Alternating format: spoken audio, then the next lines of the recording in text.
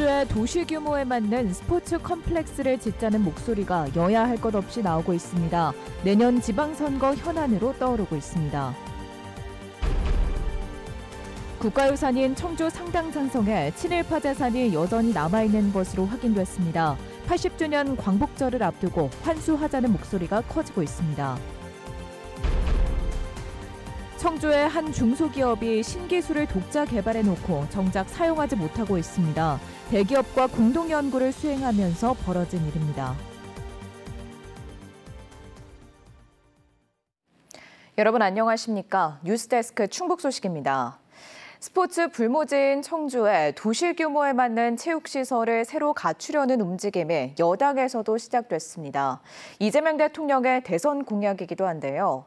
야당 소속인 현 도지사와 청주시장도 각각 첫 발을 뗀 상태라 내년 지방선거에서 뜨거운 현안이 될 전망입니다. 이병선 기자입니다.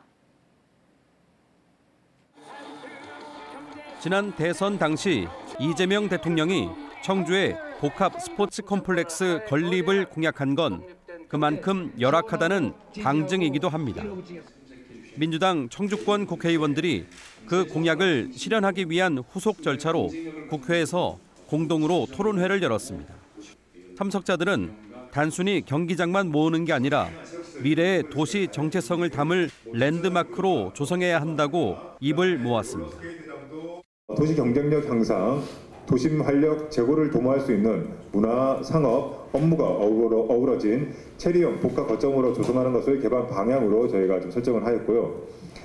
스포츠 스타들도 참여해 팬들을 위한 편리한 교통 접근성과 충분한 주차장 확보 등 흥행 요소들을 제안했습니다.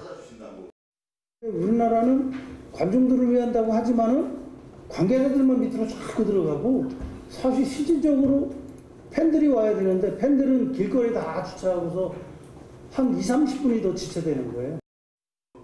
문제는 대략 건축비만 7,500억 원에 달하는 사업 비용인데 그것도 돔구장이 아닌 일반 야구장을 가정해 추산한 것입니다. 지자체가 감당하는 건 사실상 불가능하다 보니 기존 사직동 부지 매각 대금과 새로 이전해 나갈 부지의 개발 이익으로 충당하는 방안에 공감대가 이루어지고 있습니다.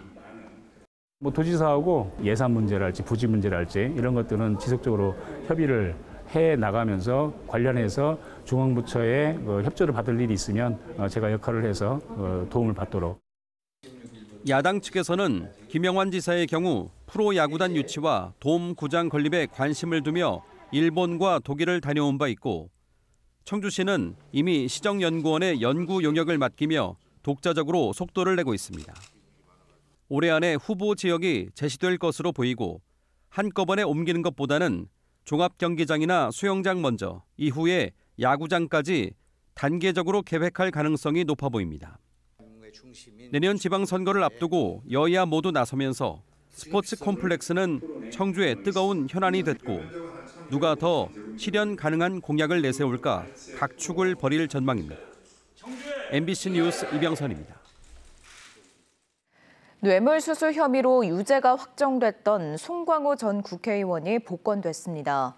제80주년 광복절을 기념한 특별사면과 복권 명단에 충북 정치권에서는 송광호 전 의원이 유일하게 포함됐습니다.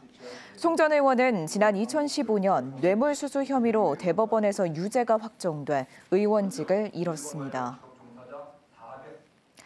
김영환 충북지사가 민선 8기 남은 임기가 10개월여에 불과하다며 완성하는 도정을 위해 스퍼트에 들어갈 것이라고 말했습니다. 김 지사는 오늘 확대 간부 회의에서 정책과 프로젝트에 대한 실명제를 도입하겠다며 도민들의 체감도를 높이는 정책과 프로젝트 발굴을 각 실국에 지시했습니다.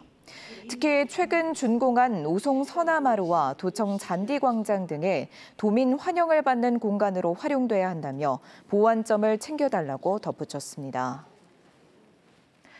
광복 80주년을 앞두고 친일재산 환수를 추진하자는 움직임이 다시 일고 있습니다. 지난 2005년 특별법에 따라 대대적인 조사로 친일재산을 환수한 것처럼 다시 특별법을 만들고 조사위도 구성하자는 건데요. 진천군이 먼저 대대적인 조사에 나서기로 한 가운데 국가유산 사적인 청주 상당산성 방죽 일대에 남은 친일파 소유의 땅도 환수할 수 있게 될지 주목됩니다. 허지 기자입니다. 청주 상당산성 아래 방죽 일대. 등기부상 소유주는 일제강점기 조선 귀족 자기를 받은 민영휘의 후손입니다. 대한제국 고위 관료였던 민영휘는 한일합병에 협력해 자기와 대규모 토지를 받았고 해방 이후에도 그 재산은 후손에게 이어졌습니다. 과거 2007년 친일재산조사위원회는 민영휘 후손 소유 토지 156필지의 국가 귀속을 결정했고 13년여 소송 끝에 시가 56억 원 상당의 서울 땅이 실제로 환수됐습니다. 하지만 청주 상당산성 방죽 일대를 포함한 일부 토지는 여전히 사유지로 남아 있습니다. 한 4,000평 정도가 지금 빠져 있습니다. 그래 그거를 지금 새롭게 조사위원회가 끝났으니까 지금 못하는 거고. 광복회가 법무부에 해당 재산에 대한 국가귀속 신청서를 제출했지만 답보 상태. 2005년 친일재산 환수특별법 제정 이후 168명 친일파 재산 2,300여 필지, 2,100억 원어치를 환수 조치했지만 2010년 법무부 이관 이후 환수 실적이 전무합니다. 하지만 이재명 대통령이 현충일 추념사에서 잘못된 특권이 계속되지 않도록 왜곡된 역사인식을 바로잡아야 한다고 강조하면서 전환점을 맞게 됐습니다.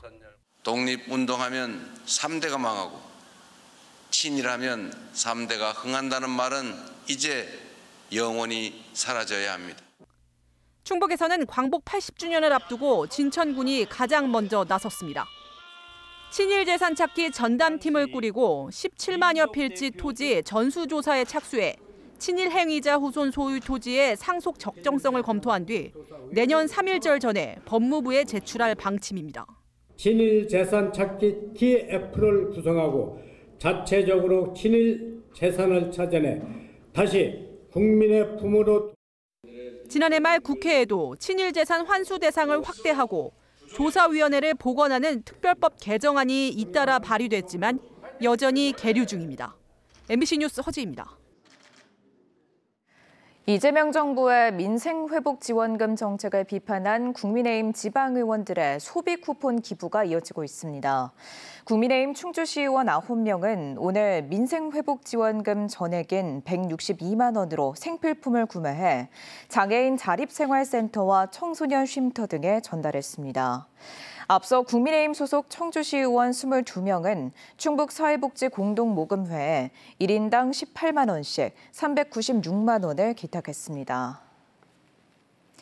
올해 청주국제공항 국제선 이용객이 역대 최단기간 100만 명을 넘어섰습니다. 충청북도에 따르면 올해 청주국제공항 국제선 이용객은 지난 9일 100만 명을 넘어서 개항 이래 첫 100만 명을 달성했던 지난해보다 한 달가량 빨랐습니다. 이는 인천공항을 제외한 지방공항 가운데 김해와 김포, 제주에 이어 올해 4번째 기록입니다. 충청북도는 하반기에도 일본 기타 큐슈와 오키나와, 인도네시아 발리 등 신규 노선 취항이 예정돼 있어 역대 최다 기록 경신도 가능할 것이라고 밝혔습니다. 신기술을 독자 개발하고도 정작 쓰지 못하고 있는 중소기업이 있습니다. 일을 주겠다고 제안하며 공동 연구를 수행한 모 대기업이 결국 일은 안 주고 연구 실적만 자신들 것으로 공시하면서 분쟁이 생겼기 때문이라는데요. 어찌된 일인지 김영일 기자가 취재했습니다. 항만 건설에 필요한 콘크리트 구조물을 만드는 장비입니다. 스웨덴의 한 기업이 시장을 독점해 왔는데 2017년 청주의 한 중소기업이 개발에 성공해 특허와 함께 신기술 인증도 받았습니다. 기존 외국 장비보다 안전한 데다 경제성도 뛰어나다는 평가도 받고 있습니다. 그런데 지금까지 활용된 적이 없습니다. 2022년 한 대기업이 비슷한 기술을 연구 개발 실적으로 공시하면서 기술에 대한 권리를 놓고 시비가 붙은 겁니다.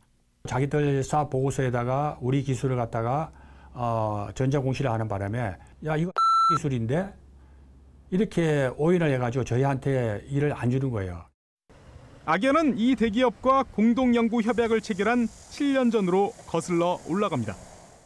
대기업이 공동연구를 통해 기술이 검증되면 현장 적용, 한마디로 일을 주겠다고 제안해 손을 잡은 겁니다.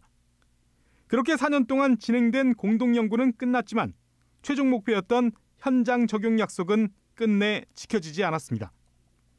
공동연구 협약은 개별 입찰 수주와 무관하고 협약을 체결한 연구원이 공사를 약속할 자격이나 지위에 있지 않다며 거절한 겁니다.